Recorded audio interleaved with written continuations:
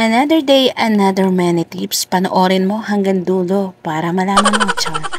Simpleng sibo, kaya nating alisin yan.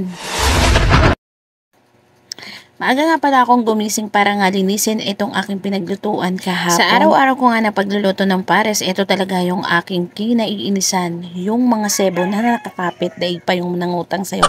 Lakas makakapit, charis. Nakaisip nga ako na mag-init ng tubig at buhusan nga ang palibot nito para mawala yung mga sebong nakakapit dito sa ating kaserola. Sa sobrang sebo nga nitong aking mga nilulutong baka, ay kumakapit talaga yung mga taba nito sa ating kaserola, kaya napakahirap. At dahil madiskarte naman tayong nanay, eto nga yung aking naisipan. Dahil sa may init na tubig ay natanggal nga ang mga sebo nito, kaya kahit anong sabon nga pala ay pwede nating gamitin. Sa init ba naman ng tubig, sinong hindi bibitaw? Parang tsawa mo lang na kaya kang iwan at bitawan, charis. Pagkalinis ko nga dito at pagkabuhos ng tubig, agad ko nga itong binanlawan para naman makita ninyo kung ano nga ba yung effect ng ating mainit na tubig dito sa ating kaserola. At eto na nga yung ating kinalabasan. Mas maganda at mas maputi pa sa akin ang kaserola ko, charis. Pagkatapos ko nga palang maglinis ng kaserola, eto naman ang aking hinarap, ang aming CR na nanggigitata na naman sa dumi. Bago nga ako magkape ay naglilinis nga muna ako ng bahay dahil ayoko nga tingnan ang paligid namin kapag ako nagkakape at ako'y naiirita. Ay, huy, tiyan. Sumasama nga ang aking paramdam kapag nakikita ko ang bahay namin ay madumi.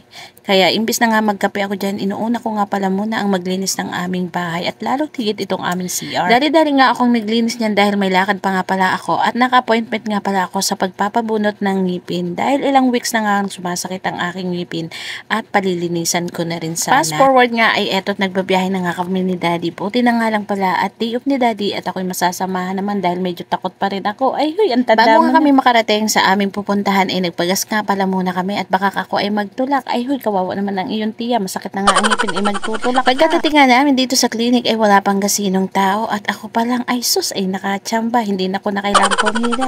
Buti ng daga at napaka-supportive naman talaga ng aking daddy at ayaw ako talagang iwan at masaktan. Dito nga lang pala yan sa Sauyo. Malapit nga lang pala yan kaya nagmotor na nga lang pala kami ni daddy.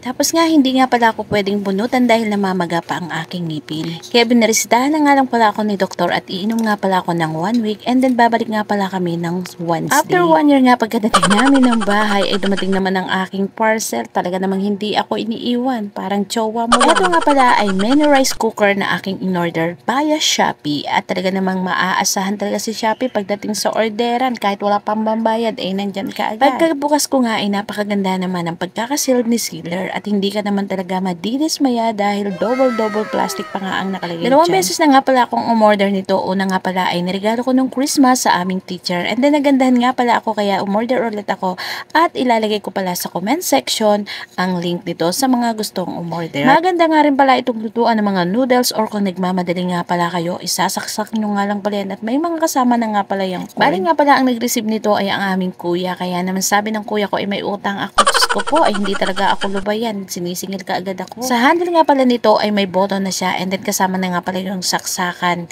Maganda rin nga pala ang takip nito guys at pwede nyo pong gamitin or dalhin kahit saan or sa picnic at sa mga layasan kung saan nyo gustong mundo lupalo pumunta. Pagka-receive ko nga yan ay ginamit ko na nga, nilutuan ko na agad ito ng pasta at eto na, may meriendang masarap na tayo guys, kaya ano pang hinihintay nyo? Mag-order na kayo via Shopee. Yun lang guys and follow for more.